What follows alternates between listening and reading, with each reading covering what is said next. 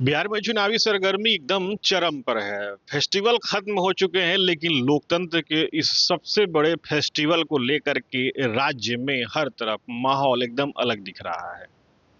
अभी हम हैं रितेश रंजन उर्फ बिट्टू सिंह के साथ।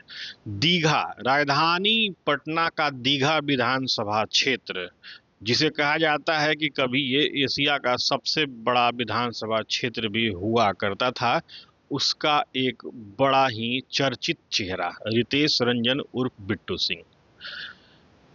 प्रदेश में राजनीति के जब जब मौके आए हैं, दीघा विधानसभा क्षेत्र से बिट्टू सिंह का नाम तब तब बहुत प्रमुखता से सामने आया। चाहे मेयर का चुनाव हो या फिर राज्य के इस विधानसभा क्षेत्र में डेवलपमेंट कार्य को लेकर के सबसे आगे बढ़ के बात करने की बात, बिट्टू सिंह अभी चुनावी मैदान में ताल ठोक रहे हैं।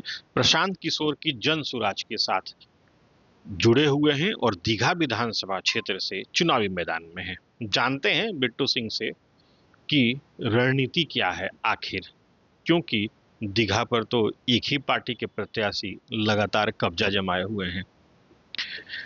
बिट्टू जी, दीघा सबसे चर्चित विधानसभा क्षेत्र, कभी इसके बारे में माना जाता था कि एशिया का सबसे बड़ा विधानसभा क्षेत्र, बल्कि यूं कहा जाए कि पटना का आधा इलाका लगभग दीघा में है।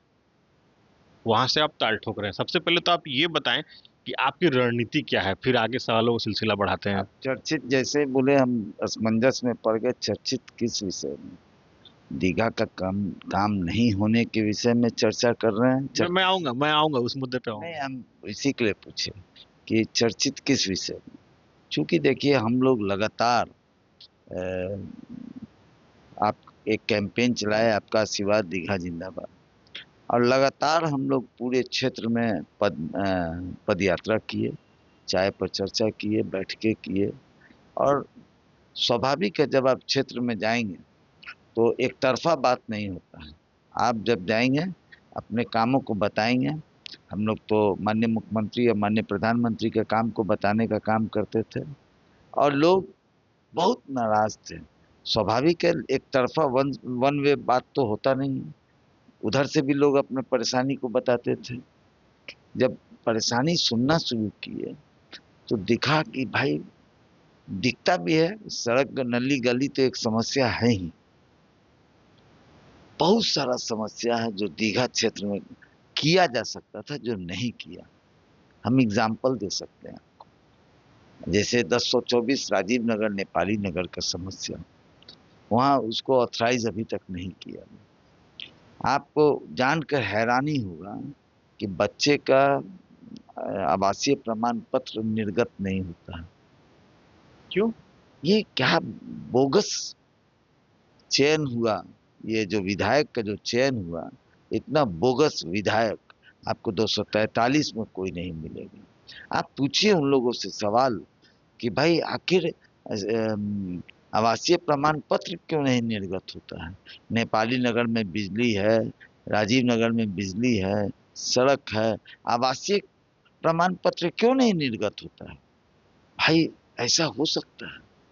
आप बताइए कि जो सब्जी वाले लोग हैं, आप उनको कहते हैं कि जाम का समस्या, ये सब्जी रोड पर बेचता है इसलिए होता है।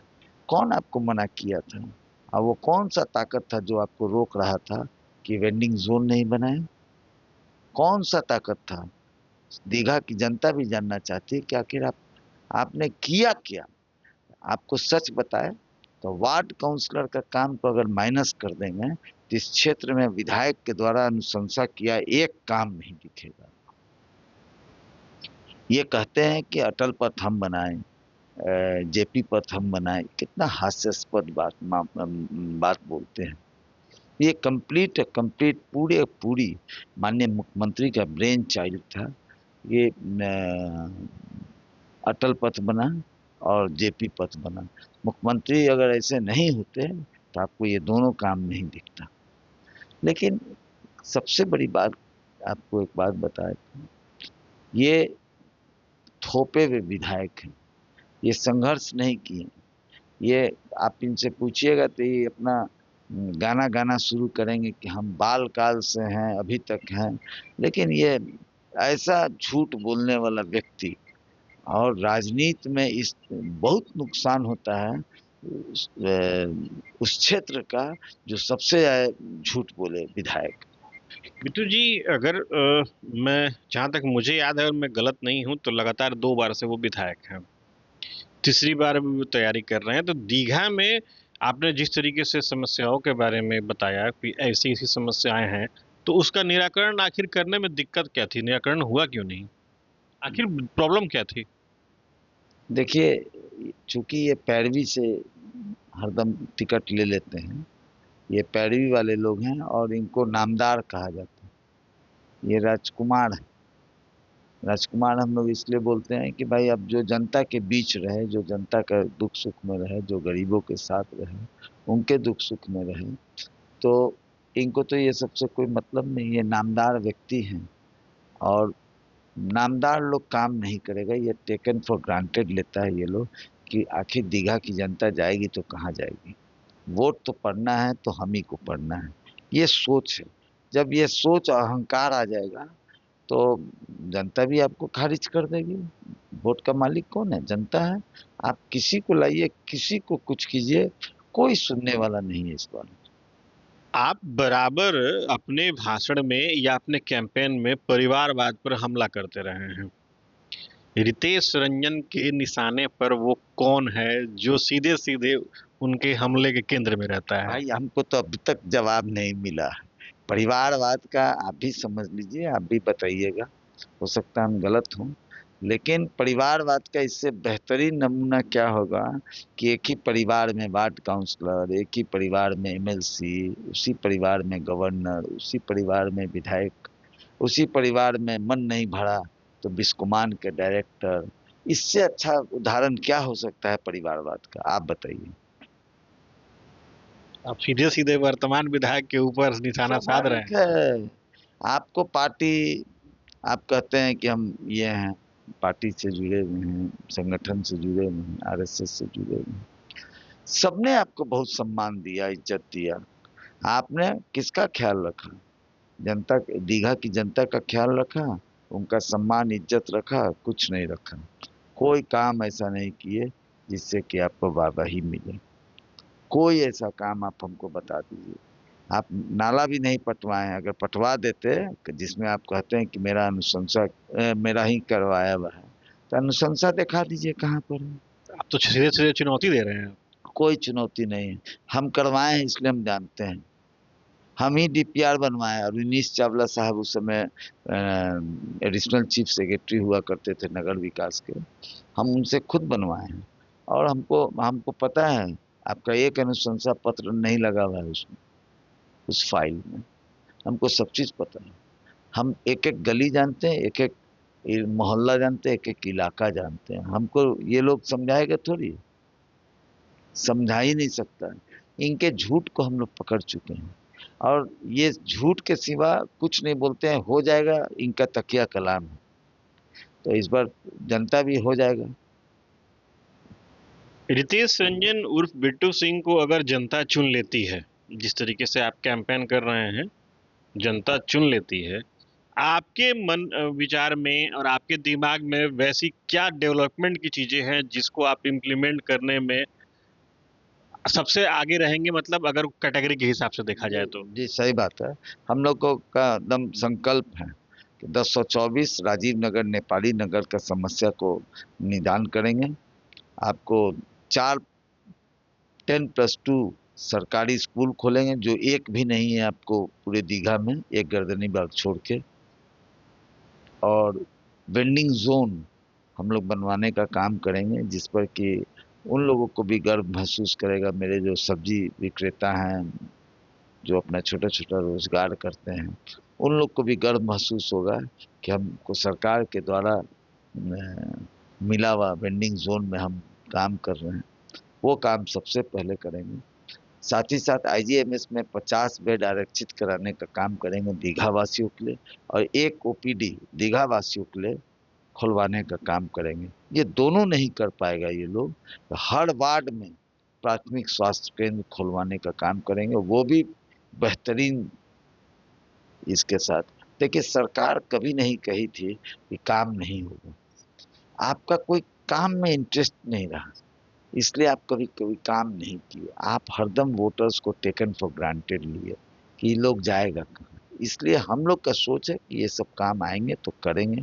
नली गली पाइपलाइन का काम ये सब सब हो जाएगा, कोई दिक्कत नहीं है। हम लोग सोचे हुए हैं, हम लोग आएंगे तो बहुत काम करेंगे। यानी कि इसके पहले जब भी चुनाव में प्रतिद्वंदी आपके रहे, उनके पास कोई एक मजबूत ऑप्शन नहीं था, इसे मान सकते हैं, लेकिन इस बार मजबूत ऑप्शन है ही। लोग क्या करते हैं। आप फील्ड में जा रहे हैं तो लोगों का रुझान कैसा मिल रहा है आपको? हाँ, फील्ड में तो देखिए अब तो चुनाव, चूंकि ये लोग देखिए बहुत तरह का नैरेटिव सेट करता है ये लोग। अभी एक नैरेटिव सेट किया ये लोग कि भाई बड़े बड़े लोग आएंगे और दीघा में आके कैंपेन करेंगे तो हवा हवाई हो जाएंगे। हम लोग भी कहते हैं भाई ठीक है, आप बड़े लोग हैं, आप अपने जगह पर हैं, ठीक है। लेकिन हम लोगों का मानना है कि मेरा तो स्टार कैंपेनर सब्जी वाले लोग हैं, चाय वाले लोग हैं।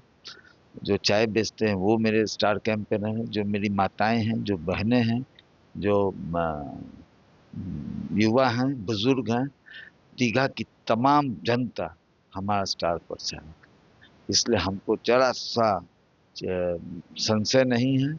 और आपको विश्वास दिलाते हैं कि 14 तारीख को 1 बजते बजते रिजल्ट आउट हो जाएगा दीघा का। अच्छा, आप जब इस अगर रिजल्ट आता है, आप माननीय बनते हैं, तो आपने जो अपनी प्लानिंग बताई, उसको आप कितने वक्त अवधि में पूरा करने की कोशिश करेंगे कैटेगरी के हिसाब से? देखिए, हम लोग प्रयास करेंगे कि समय कम रहता है, 5 साल ही समय मिलता है एक एक काल को। तो हम लोग का प्रयास रहेगा कि 2 सालों के अंदर हम धूम मचा दें काम का। जो दीघा 10 वर्षों से नहीं देखा है वो हम लोग करने का काम करेंगे। 2 वर्षों में लगातार काम दिखेगा, पूरे क्षेत्र में काम दिखेगा। और विश्वास रखिए, जो बात कहेंगे वो धरातल पर उतार देंगे, जमीन पर उतार देंगे, ये वादा है। एक सवाल ये भी है कि आप जिस तरीके से मैदान में हैं, आपके प्रतिद्वंदी भी मैदान में हैं, आप जितनी बातें कहेंगे उससे अलग वो बातें भी नहीं कहेंगे। आप कुछ कहेंगे तो उसकी काट भी निकलेगी। दीघा की जनता अगर आप पे भरोसा करे तो क्यों करे? आप घूम लीजिए पूरे दीघा क्षेत्र में और पूछिए कि विधायक जी अगर बोलेंगे या बिट्टू सिंह बोलेंगे तो क्या फर्क है। लोग कहेगा लोग कि वो बोलेंगे तो सही बोलेंगे, विधायक जी तो 10 साल से उनका झूठ सुनते आ रहे हैं। मानेगा लोग इसलिए कि हम कभी मैदान छोड़ के हटे नहीं। 22 में चुनाव हुआ, 21 से लगातार दीघा क्षेत्र में बने हुए हैं। 35,000 वोट आया था सिर्फ और सिर्फ दीघा क्षेत्र से, आउट ऑफ 72,000 वोट। और एक दिन भी रेस्ट नहीं किए हैं, लगातार लोगों के बीच बने रहे। लोग को बहुत विश्वास है कि यह व्यक्ति आएगा तो काम करेगा, इसको जानकारी है, ये बात कर सकता है। यह व्यक्ति ऐसा भी नहीं है कि ये किसी प्रशासनिक व्यक्ति से बात नहीं कर सकता है, कमजोर है। ये लोग तो कभी बात ही नहीं किए। क्यों नहीं की? आखिर क्यों उन लोगों ने निराकरण करने की कोशिश नहीं की? अब देखिए, स्पष्ट है, ये तो वो लोग ज्यादा बेहतर बताएंगे। लेकिन दीघा क्षेत्र में काम नहीं हुआ, लोगों में बहुत नाराजगी है। आप कभी मौका आपको मिले तो आप दीघा की जनता से भी जरूर बात कीजिए। एक अंतिम सवाल रहेगा। रितेश रंजन उर्फ बिट्टू सिंह अपने पहचान के बल पर, या अपने नाम के बल पर, या अपने काम के बल पर किस रूप में अपनी पहचान बनाने की कोशिश करेंगे? दम काम के बल पर, नाम के बल, नाम क्या होता है, काम कीजिएगा नाम हो जाएगा। हमारा तो मानना है कि हम कामदार हैं और दीघा की जनता देख रही है कि इस बार कामदार को चुना जाएगा, नामदार को नहीं चुना जाएगा। ये थे हमारे साथ जन सुराज के प्रत्याशी रितेश रंजन उर्फ बिट्टू सिंह, जो दीघा से चुनावी मैदान में हैं। इनका स्पष्ट रूप से कहना है कि जनता देख रही है, जनता मालिक है, और उन्हें मौका जरूर मिलेगा। Sujit Kumar, TV 9 digital, Patna.